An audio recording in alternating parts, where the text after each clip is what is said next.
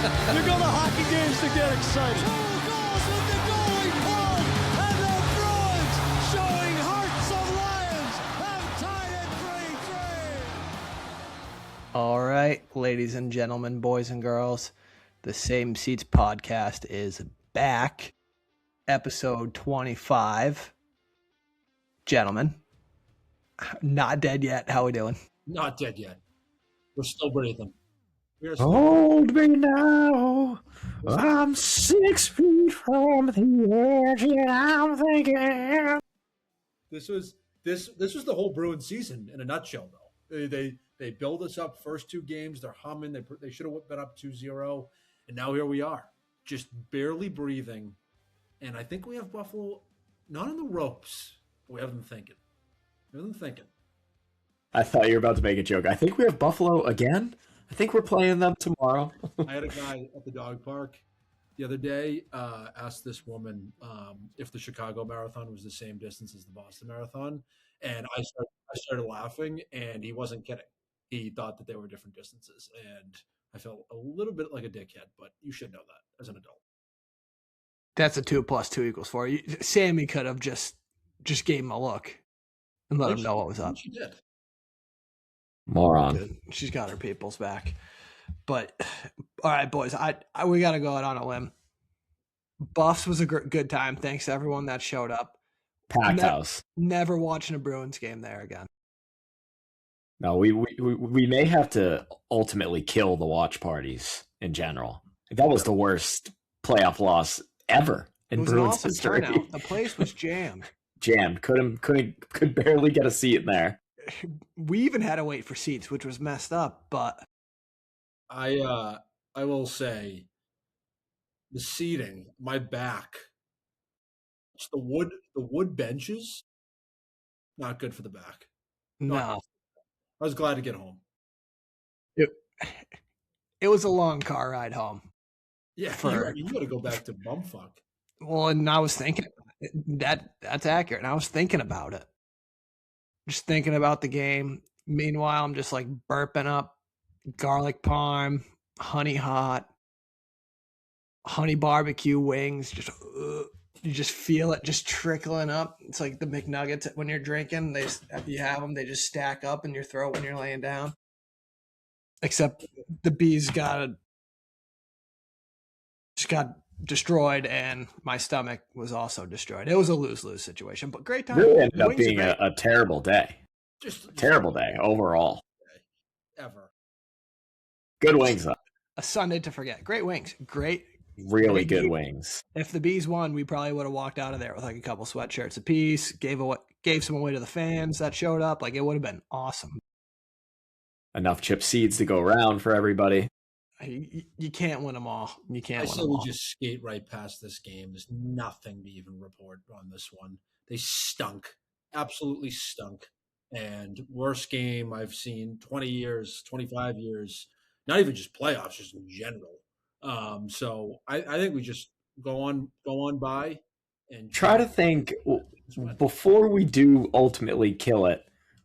What is a comparable game to that you guys remember that sticks out in your memory as like, wow, this was an absolute clunker of a game, failure to show up? I have one in mind. I don't remember the exact year, but I think it was 22 maybe. No, not 22. I think it was 18. The year they had Rick Nash. They traded for Nash at the deadline, and they played Tampa in Tampa.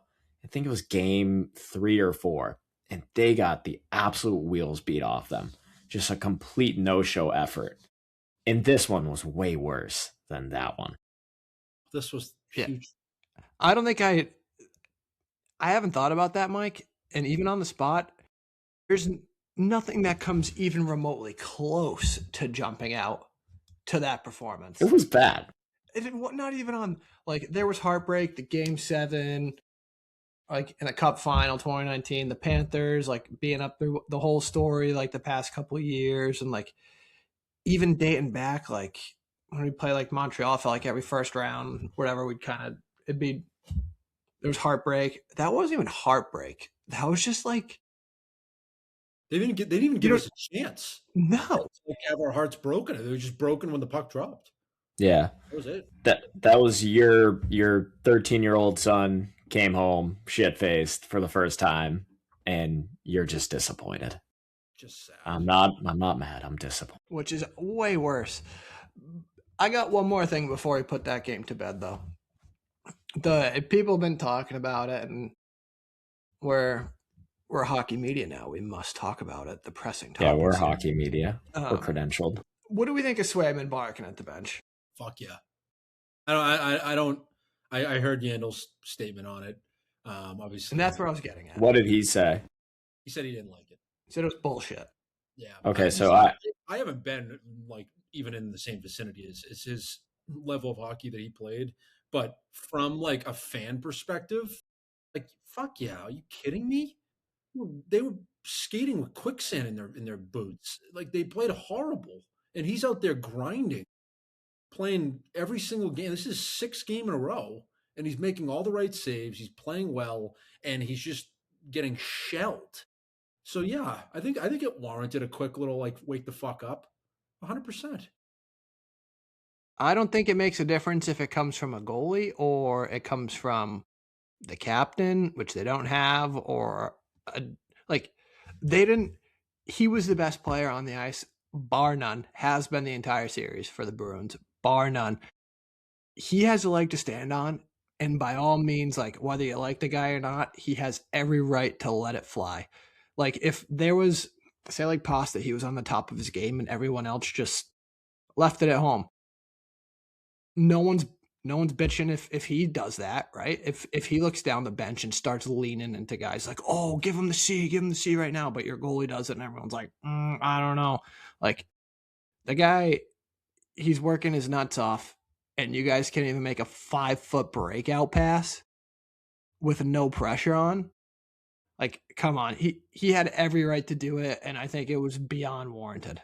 Beyond warranted. So I was going to save this question for the end of the show, but since we're kind of already on it, I was listening to some Zolak and Bertrand today, and they were talking about the possibility of Swayman becoming a captain. Just not like saying, oh, should he be captain or anything, but just kind of got me thinking. The Luongo treatment, right? Was DP captain for the Islanders? I don't think so. He might have been. I think he's still under contract though. He's got like a contract. You might be mistaking captainship for contractmanship, but anyways, you get Swayman calling the timeout in game 2, or what was that? Game 3? I don't remember, but game 2. You get warranted. Yep. You get him calling the timeout. You got him barking at the bench. He just got nominated for the Vezina. He's pulling himself. He's yelling at the guys. Vezina finalist. What do you guys think? Is there some legit conversations that should take place for him to maybe be in the conversation of being a captain? It's a really good question. You want my answer? It's fuck no. Yeah, jump in. Absolutely fucking not. And I'll tell you why. He's played great. And I love his performance this entire playoffs. The shit he pulled last year, that can't be a captain. Sure, you can be a great goalie, be weird, do your thing as a goaltender, but if you're a captain, you're setting the bar. You're taking 8.7 for eight years. You know, you're taking Bergeron money. You're taking hometown discounts. You're not sitting out missing camp, no matter what. So I just don't think it's possible. Would you, if that didn't happen, would you consider it in this situation? Let's say the summer didn't happen. Let's say he signed, he was in camp, no issues, same play that we've seen all year, same play that we've seen in the playoffs. Would you throw his hat in the ring? I would. Now I don't know. Neither. He needs to focus on stopping the puck. When he gets called into the or when he gets drawn into the bullshit, right? His game's off. If he's got to worry about like rah, whether there's silent leaders, there's more passionate leaders, and there's the whole spectrum, right? If you put that on top of stopping the puck, I think it's a recipe for disaster. I agree, Dave. What do you think, Brian? Listen, I don't disagree with Mike's point. You can't have both. You can't live in both worlds. You can't push for the money, hold out camp. Like that's just inherently not what a captain does. It isn't. It's like any captain that you've seen, whether it's the Bruins, the Rangers, so on and so forth, they don't do that. They don't. And like it's no shot at Swayman. Like there's always competing factors to it too, and he gets a little bit of pressure from the goalie side as like a profession because then they have to push for the highest number so they can keep raising the value of a goalie for a team. And he's obviously buddies with other goalies in the league, and then you can only play for so long. Like there's so many contributing factors here, but at the end of the day, if you know your value and you know that you want to be with the Bruins, he would have signed and he would have just jumped in and been at camp and whatnot. Would it have made a difference with the season? Fuck no. They were horrible, putrid. Get them out of here. But at the end of the day, if we're talking captain, no. Just can't happen. It sucks too because that contract holdout is just going to be tied to his name for his entire career. You got like 100%. He could end up winning 3 Vezinas or whatever, right? Hypothetically speaking, like he could win this year. Like he's got a legitimate shot to win. Even I think Vasilevsky and Sorokin, the other two, they both had unreal regular seasons.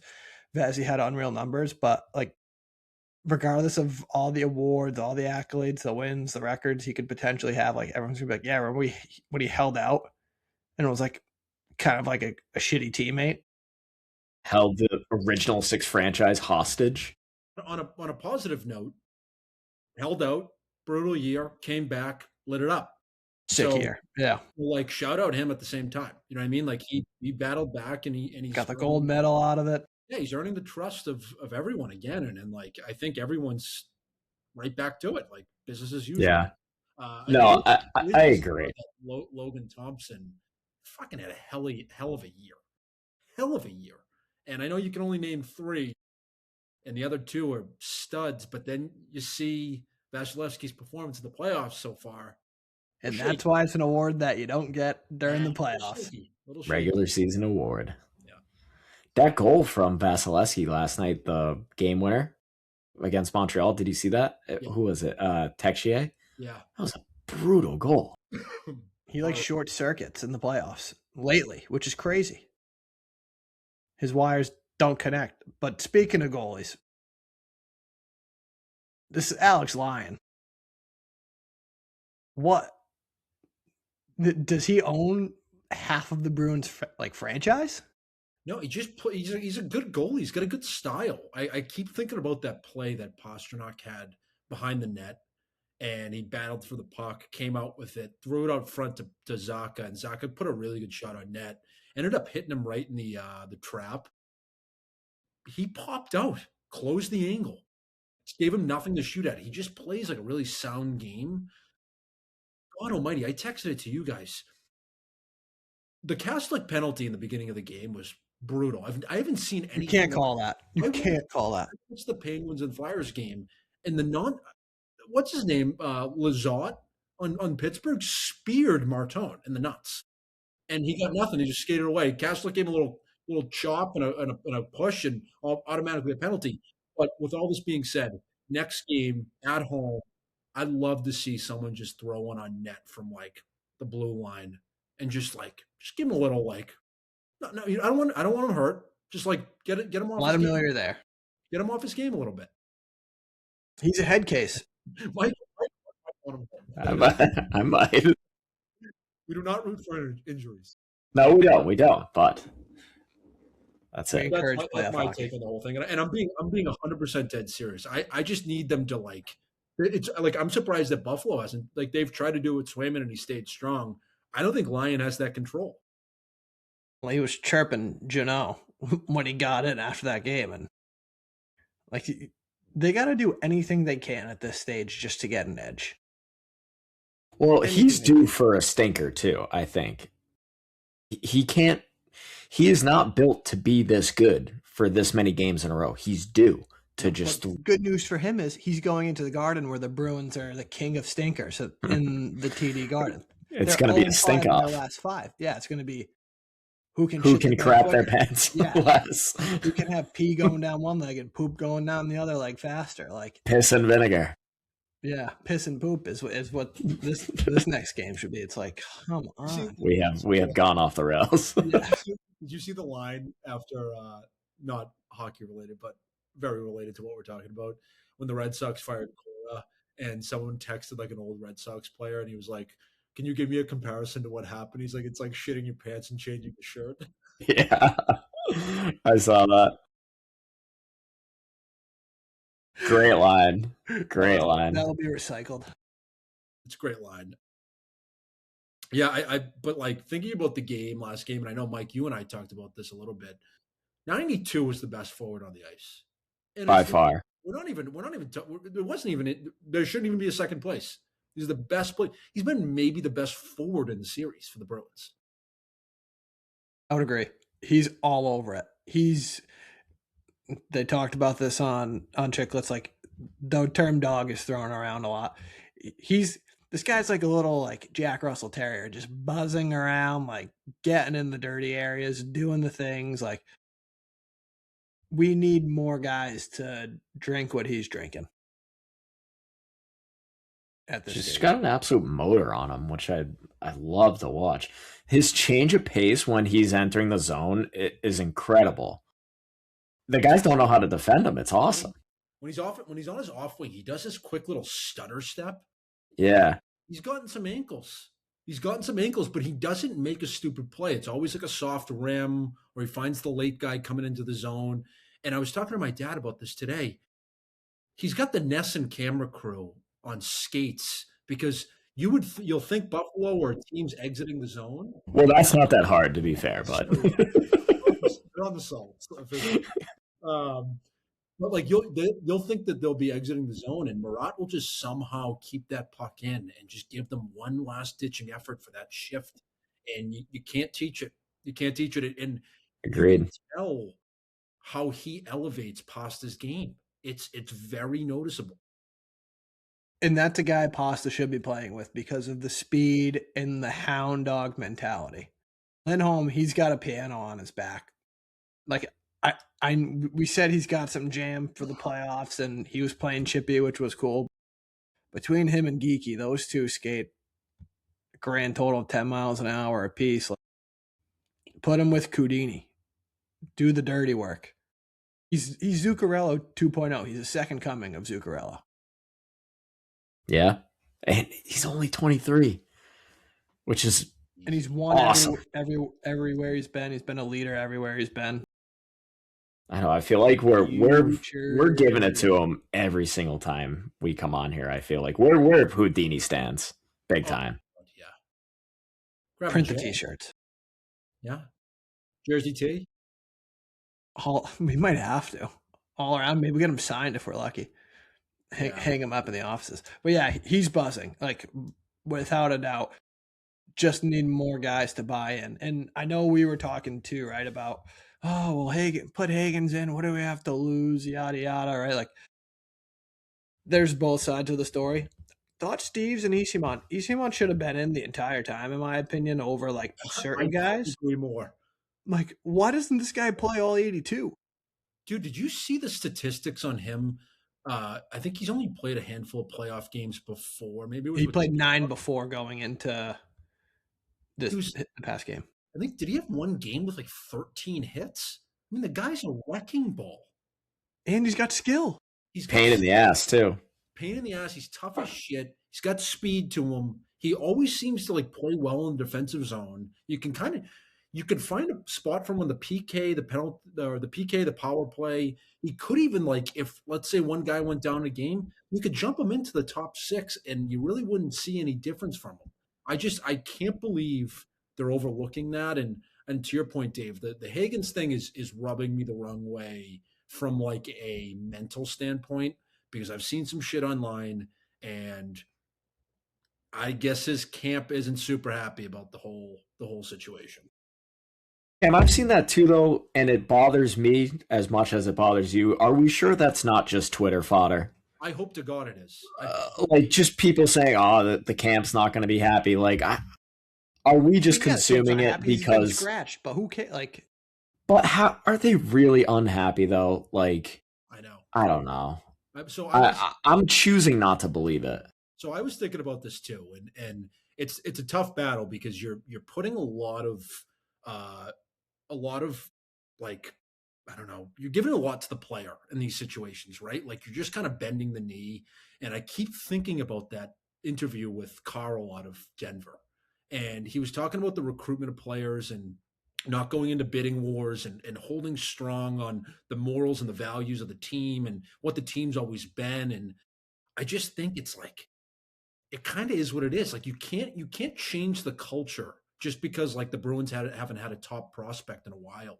And this kid's supposed to be a generational, maybe not generational, but he's supposed to be a really big talent for the Bruins. And I really believe that they can't budge if he's not performing to what they need him to. We're in a playoff race. Like we are a playoff run. Like we have to keep it. I agree. But I do think when you're in these games, you have to put the best product on the ice that's going to give you a chance to win, right? Clearly, Sturm didn't see that with Hagens, and hence the Steves and Isamont. I think, call me crazy, but like the Steves and Hagens thing is like a 1-for-1 right now. If anything, you probably get a little more, even though Steve sometimes, like we are a pro Steves podcast here. We helped him sign his ticket just from waving the flag. But I think you get a little more like jump and speed with Hagens, but he kind of has like the yips a little bit, right? Just big. I wouldn't say like the yips, but not the Y word. No, I know what you mean. No, but he's just getting a little excited, right? Yeah. And we're not expecting this kid to come in and score 3 goals a game and like take us to the promised land. But I think the experience at this stage of his career is more valuable than the Bruins. They call me crazy. Than the Bruins trying to make like a crazy run here. Because like, listen, if we're being like as black and white and as like humanly possible, and like all of our eyes work the way they should, like I don't know, like the Bruins gonna win the cup. Like, come on, dude, seriously. I think their odds are like probably bottom. Podcast. Good talking to you guys. But no, seriously, give the kid the experience. With no Dave, there's no. I agree with you, but so I thought game 1 and 2 he actually looked good. I was impressed with his wall play. I thought he was strong on pucks. Game 3, he looked like he was a step behind. Like it looked like he was gassed almost. And you know, you look at a guy like Porter Martone who's lighting it up. His transition was seamless to the NHL.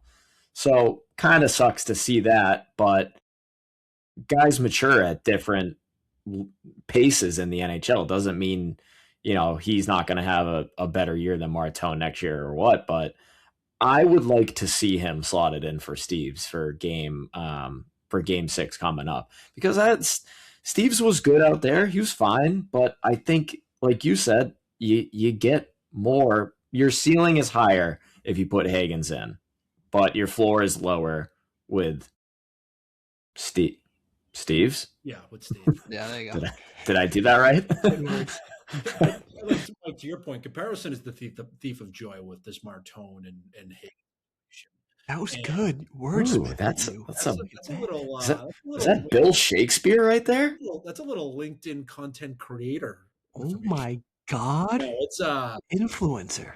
But no, but I agree. And Dave, to your point, let's call it black and white here. The Bruins are not in the best spot to win a cup right now at all. And I think like Buffalo didn't play that well last game, and the Bruins played just a little bit better, and we won the game. And let's go. But let's throw a little knuckleball at them. Let's take Steve's out. Let's throw Hagens in. Let's mash it up a little bit. And like, you know what? Like it's worked for us already this series. Like let's just do it again. And nothing against Steve's. Like fuck yeah, you jumped in there. This is your first NHL season as a whole. You got a playoff game. You played well. Like, dude, you did your job. You'll be on the team next year. Like no questions asked. And I just think that you got to throw them in there because you need skill, you need goals because you're not going to win these. It's not always going to be these close games. You got to separate a little bit. And someone definitely just I was going to say that was a good push. That was a good push. Whoa.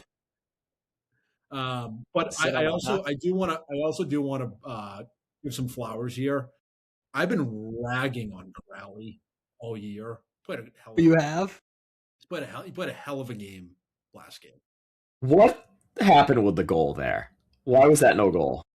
That should have been a goal. What is this intent to whistle? Never heard of that. It's absurd.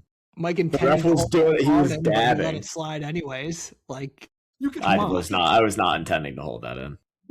like imagine like an offsides and like his hands are down by his sides and like there's a goal. He's like, I actually intended to blow the whistle there. Like, and it's subjective. Like, how are we just leaving that up to the referees? It was Absurd. nuts. Talk about with all the gambling companies now, people betting on games and everything. That's the easiest way to throw a game. Sorry, I intended to blow the whistle, but I couldn't. I had $1,000 on the game. Like, that's ridiculous. I've never heard of that. Never, ever. Ridiculous, absolutely ridiculous. But Corrali played a hell of a game. Played hard. He was always like that line. That line was definitely the backbone of that game. Like you could tell they were buzzing. I mean, Kastelic. I think they've been the backbone of the times. series. Yeah, seriously. Kastelic is just he's made out of copper. I don't even know, dude. That slap shot from Darlene, I gasped at the TV. I was like that was an absolute bomb, and he just ate it. Little flash of Gregory Campbell there, like just getting up and like thought the same thing. Like feeling like, oh boy, a bomb just went off and his ears are ringing. He's just kind of like looking around and gets off the ice and then he crumples another guy and he's hunched over. And then all of a sudden, 2 shifts later, he's out there. Shout out Kastelic, shout out Corrali, shout out Janot. They played a hell of a game. Mm-hmm. They've been the motor. Well, and we need them. The big boys on Buffalo. You need someone who's going to step up. I mean, Hagens was challenging Stanley and Zucker when in game 2. He was all up in their face. It's like you need your role guys to be your role guys, and they're doing a good job. But the moral of the story is, right, like they need scoring, and you're not going to win these games just getting a goal or 2 goals. And Morgan Geekie can't bury a wide open net if he tried. Like, I don't know if he's just snake bitten again or like what's going on. He has goals, but he can't bury the goal like in situations where we just need him to bear down. It's happened a few times this series. Need him to bear down. Another guy I want to point out is Pavel Zacha has 2 goals in like 30 playoff games. You need more from him. You really do. I mean, I like his game away from the puck, but dude, at some point, you're a top 2 center on this team. You got to score. You have to score. He's had a ton of grade A chances too. I know he had that goal earlier in the series, but power play, buddy, 2 and 30 is not good. No donde, no bueno. Close. No donde. Donde, where are you? I don't speak a Spanish. Nowhere. Just need... I saw that stat as well, and that's you just don't love to see that. No, it's concerning. Like great regular season player, but if you can't score like that in the playoffs when you're getting all the chances in the world, I don't know, man. Yeah, and don't love it. I'm seeing Arvidsson. It's we're gonna need a helmet or we're gonna need a gift from God here if Arvidsson can play. It doesn't seem like it's gonna happen. Which sucks because he's the engine. He's always been the engine. Always been a fan. In playoff series. So that second line, they're not very fast. Middlestad and Zach are not moving that quickly.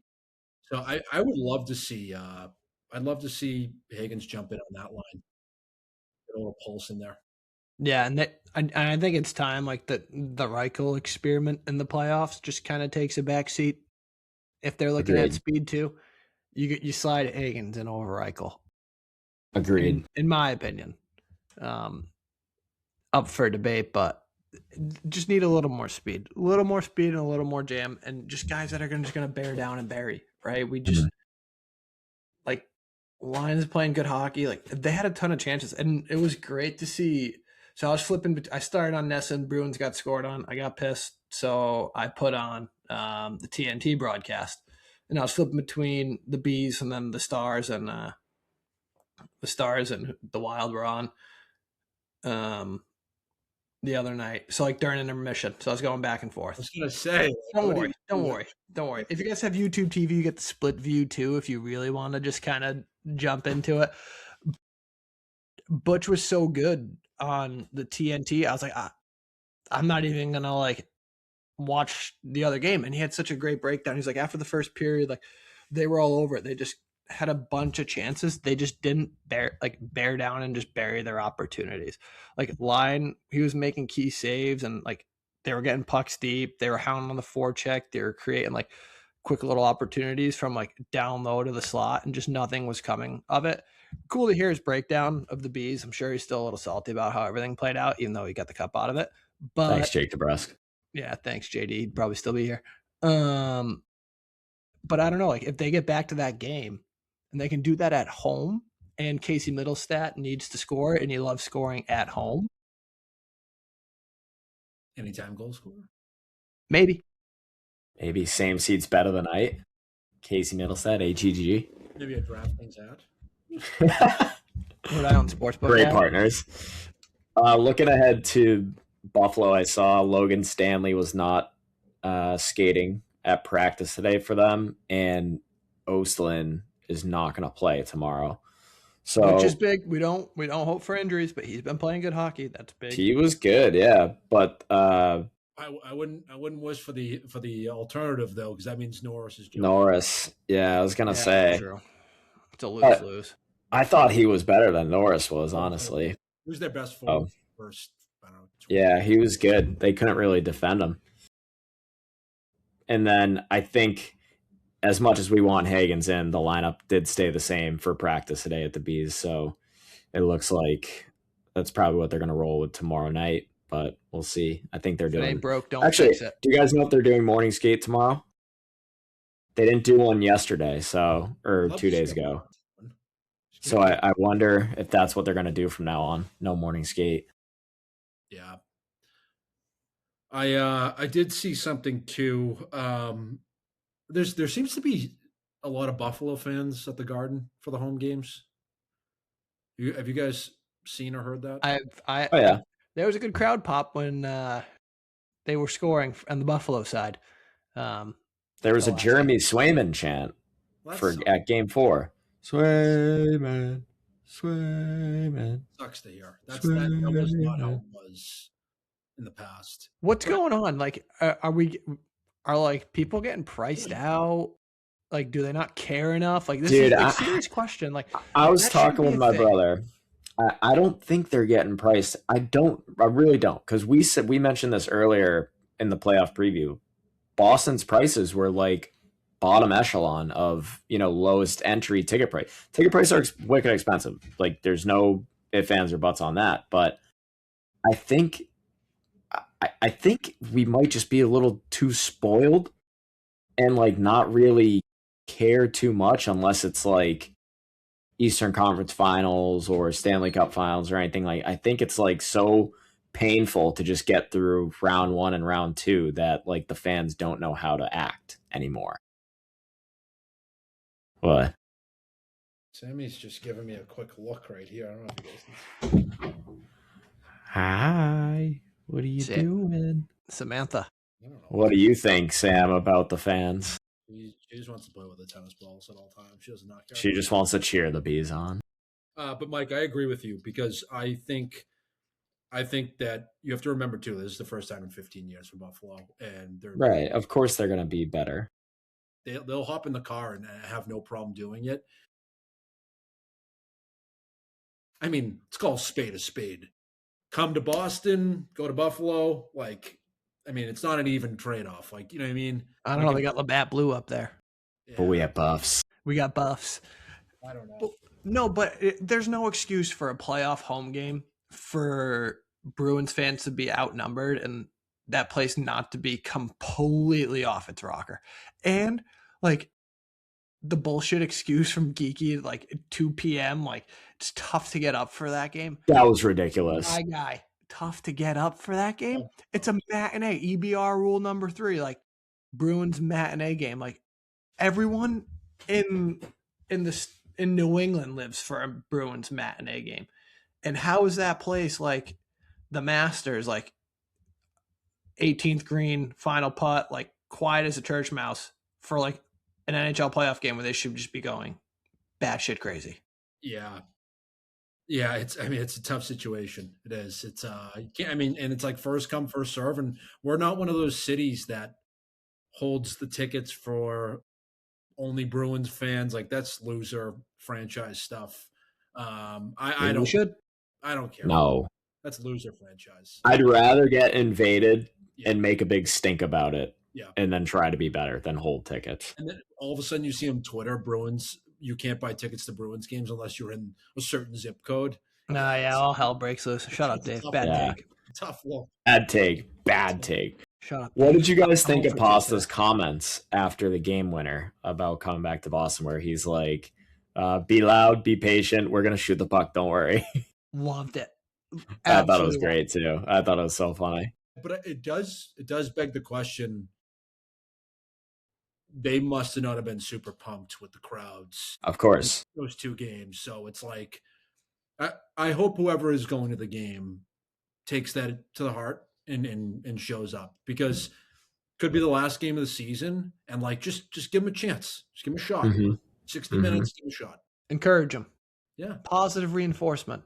And I heard Murley today too, because I was stunned that Buffalo was doing this. Right off the drop, they're cheering Swayman. 0-0 game, 19:50 left in the first period. Swayman. I'm like, it's like a college game. If he let up 3 in the first, like, yeah, hell, go for it. But you're not doing it the right way. It's almost like they're like senile. They don't know how to be at a playoff game. I don't know. It's been 15 years. It's been too long. It has been. Kids have come and gone. Cobwebs. Literally. Do love that Zadorov just gets viciously booed. That was great. And it was so loud too. It was unbelievable. And his comments about it were awesome. I loved his cross check on Darlene at the end of the game and taking a swipe at him. Yeah. Like that was the best part of the game. It really was. That's the only highlight. That is a fan dream. When you lay a stinker, I want you fucking burying someone right before the end of the game. Like set the tempo for the next game. That like 100%. We're not done. See, I have 2 trains of thought on that. One is you wait until like the end of the game and kind of do like what Zadorov did and make a statement. And then there's like the other side where like when it was getting out of hand in Buffalo, like when the Bees were up game 2 and like the Sabres were just kind of being clowns. There's like 7 minutes left and like it just turns into like a pissing contest. And it's like, what was the line from Dodgeball? It's like a bunch of monkeys trying to hump a football. Like they're just out there like if you're getting your ass beat that bad, like, and you like all the boys just running around trying to make a statement, doesn't really do anything. Like it gets the fans going, but like, I'm on the other side of the ball. I think you have to show that you still have life and that you're not going to lay down and whatever. I mean, I was watching the Celtics game the other night and they were down 10-11 and they took out Tatum and Brown with like 3 minutes left. That's a horrible look. Well, you still play hard, but like, do you got to get into the shit like every time, like every whistle? It's like, come on, fight tooth and nail until the whistle blows. I really do. I think you have to show them and tire them out and hit them and cheap shot them a little bit. Like I think you have to. No, that's what I'm saying. But like after the whistle, like yeah, no, I'm here. I love it. I absolutely love it. I think it gets played down too much sometimes. Yeah, I mean they kept it pretty clean last game after the they did. I think that's why they call the Catholic penalty to begin with, to set the tone like that. It's bullshit, but I think that's why they do it. Like, I think it's a fine line. Is it Kelly Sutherland? Yeah, fucking Kelly Sutherland. Michael hates Kelly Sutherland. He's terrorized us. Michael Woodward's awesome. Great follow. Should have asked to get him on here. Yeah, we should. Well, they're going to win Friday night, and we're going to keep this thing rolling through the second round. We're I did gonna see go on run here. the last thing I did see is that Kaslick's the third most physical guy in the playoffs right now. He's hitting everything in sight. Who's the top two? It's a good question. Back to Twitter. We'll have to report back. Tanner Janot My and eyes are only, Sean Corrali. I am only seeing black and gold right now. I do have one other stat, pretty good one. I'm gonna butcher this, so just bear with me. Pasta has created 17 chances for guys on the ice, whether power play, 5-on-5. That's 5 more than the next guy, Kirill Kaprizov, who's pretty decent on the Wild. So the chances are there, like grade A, like primary chances. They just need to bury them. Mm-hmm. 6 feet under. I agree. I'm 6 feet from Like they just need to bear down. And I will say, Dave, at the start of the game, it was very apparent that there was no bad shots in that game. No bad shots. Everything. but that's got to be the mentality. That No, has to be the mentality. 100%. And I love that because, like, you don't know what's going to happen. You don't know when you're going to, like, I mean, Geeky's flipping from the red line. You don't know what's going to happen. Throw it on net. The Bees they're gonna reverse the curse that they've never come back from 3-1 down. We're crawling, making it happen.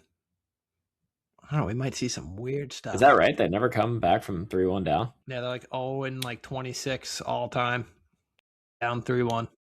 Good. That's great. Yeah, they're okay. really good at the Garden lately too in the playoffs. Have you heard? Good. This should be good. This shouldn't be painful at all. But I did hear that Pasternak, when he was yelling at that fan in the stands, he was pointing at the ice and he's like, "We'll be back. We'll be back." That was sick. Unbelievable. So That got me jacked up. If you click for BCam on the old talk for getting a nice clip of that, making it happen, been buzzing. But I love TikTok extraordinaire. like his little, I don't know, whatever you want to call it, when he got the player of the game in the locker room after, his little speech after was so nice. Loved hearing it. I know Paz is going to be a tone setter in tomorrow night. He's going to be the engine. I think it's a big game for 88. Huge. Yeah. Hopefully the goal kind of opens the floodgates for him and takes a little bit of pressure off him, and he can just kind of go out there and just play, you know. By the way, at the end of the games, did you guys notice when they get the garb, the camo, and the helmet, they have these like silver bullet cans? It's like unbranded. What is that? I think it's like, you know how they do like collectibles after they win each game and it creates the pyramid? Yeah. I think that's the thought. 16 tall boys is what they need. I don't know. It looks like a tall boy. Player of the game has to just dummy a silver bullet. We may have to commission our Bruins locker room insider to figure out what's going on and report back to the good people of Same Seats podcast fandom. Good. Hey, one more. I know we said this guy was going to turn to dust. One more. This guy was going to turn to dust if he got in. Henry with an I happened. Fucking guy sucks. He happened to show up. 17 minutes. He just did not go -5. No, he was living and breathing. He did miss the net by an ungodly amount of by 15 panes. He sucks, yards. Dave. He sucks. Played a pretty good game. Played better than Harris. Played better than Lori. He showed up. Yeah. He played better than Lori, but the bar is low. When I saw him and Hampus out there together, shaky. I thought Hampus actually played pretty good. I took out the rosary beads when I saw them both. Holy hell. Well, it's all going to change. It's all going to change on May 5th, boys, when that lottery ball hits 6 for the Toronto Maple Leafs. And the Bruins select Albert Smits from Riga, Latvia. If the Bruins somehow pull this off and we roll into grabbing that 6th pick, I think the boys got to go out. Maybe we should live stream. We should live stream the lottery pick. Not at Buffs. Maybe we could just do like a live Twitter stream or something. What's Buffs? Never heard of it. Better wings than Buffalo. Dave, I would say Respect the the- wings. Respect the Dave, wings. I would say the Vineyard in Little Compton, but I don't know if that's the Bees atmo that we need. Hey, friends and family discount, free ads for them all day long. Come on down, Sakana Vineyards, oldest winery in New England. They got one TV in there. Oh, The guy Matt behind the bar, he'll flip it on for us. Make it happen. They got good pies. hi. Can we watch the lottery balls? It's Yeah. like what? Do you think we can just get viciously Keno? wine drunk You and don't hope that the Bees get the 6th pick? We'll pray. But Uh, yeah, I thought Henry looked pretty good. As folks I think so, who too. are not a fan of the Yoki Haru, I thought he showed up. It's just a shame that like Lori had such a short leash. But I think he ended up just playing himself out of line. 100%. He was terrible. Yeah. Yoki Haru's terrible. Harris is terrible. I think There's a reason Yoki Haru's the 9th option. throw Low Rye back in there if anything. Give him another I game. agree. He played well. He usually he responds pretty good after a scratch, so I am so sticking with the D. With Aspro, right? He's a perfect third pair defenseman. And I think we've said this before. On like a cup contending team. Perfect third pair. He might be a little out of his weight class with some of these matchups. He's holding his own. And what else more could you ask for the guy? But if you get like a stud left-handed D in there who can play some like big minutes, can complement McAvoy, holy shit, that back end is like something to be like concerned with. Alberts. I did see the free agent list again. Popped up on my Terrible. It is just putrid. Oh, Cupboard is bare.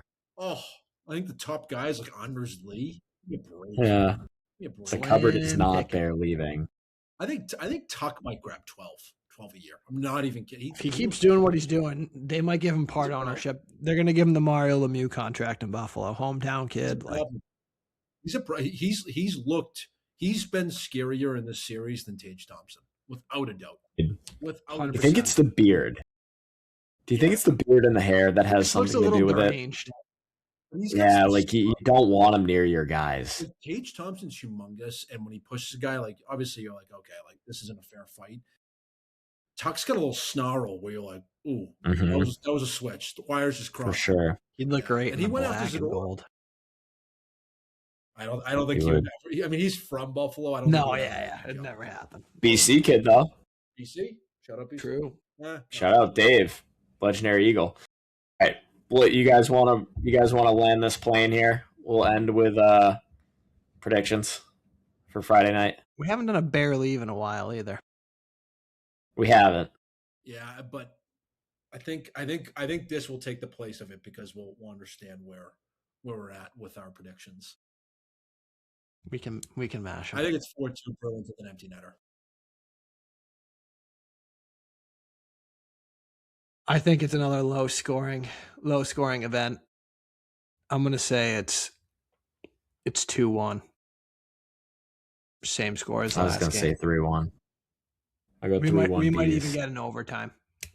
I am taking the Bees because they're due for a home playoff win. But they're gonna make us sweat it out, and we're gonna pull each hair out of our head during this entire game. But they're gonna make us sweat it out. But they're gonna get it done. And final thoughts here too. Shout out to loyal listener Jonathan Femia from Canton, Massachusetts. His wedding is this weekend. I will be traveling tomorrow morning to go celebrate a great friend of mine. And we're in a little bit of a predicament. Mikey, maybe first episode of Same Seats, we talked about being in a predicament where the Bruins are playing during a wedding. And this wedding falls on Sunday. So if this pushes to Game 7, I'm going to be there celebrating my boy, but God almighty, that CBS Sports app's going to be popping out every couple minutes. I don't know what time. I have faith. Don't know what time it would be. But I got faith in the group of gentlemen that are going to be there celebrating a good friend, Jonathan Femia. The Bees will be on in some capacity, whether it's a cell phone, whether it's multiple cell phones. Tough If there's a roads, will, there's a tough. way. There's a lot of guys there with a lot of will. It happened at Johnny TVs behind the bars. for the Celtics. I think it was like Game 7 of the Eastern Conference Finals, and we held off until the after party and just watched it then. And I think it's got to be the same. Has to. Bruins and 2 is a wonderful option. Well, no rehearsal on Friday or welcome drinks on Friday, so you'll be good tomorrow, right? No, welcome drink Saturday because the wedding's Yeah, Saturday. so you'll be good for tomorrow then. Yeah. Tomorrow's green lights. Green lights, Matthew McConaughey. Eyes peeled to the TV. Unbelievable. Well, good stretch here. Let's make it happen. We have faith. The Same Seats podcast has faith. We do. The fate of Same Seats relies on this win. Don't let us. That's right. That's right. Don't Let us get to episode 26.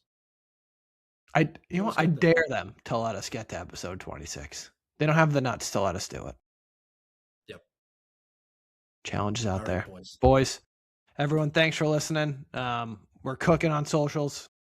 Do the follow stuff. Do the subscribe if you want to watch our mugs on YouTube. Can't imagine you want to, but God bless if you do. Cool Bees. background today.